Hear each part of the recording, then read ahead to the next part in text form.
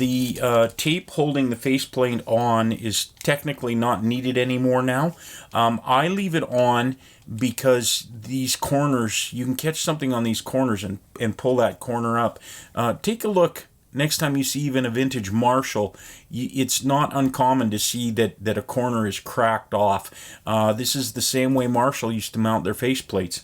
And these corners can catch on things, and this plexiglass can snap pretty easily. I think he used Lexan here. It feels a little softer. So Lexan will bend more than it's likely to break, but then you have a crease in it.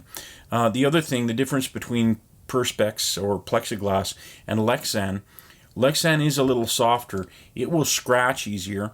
Plexiglass scratches as well, but not quite as easily. That's not a problem. I would rather have Lexan. As I say, it's a little bit more giving, and it's not like you're going to be bashing the front of your amp into anything. And a certain amount of wear and tear over time is what gives an amp its character.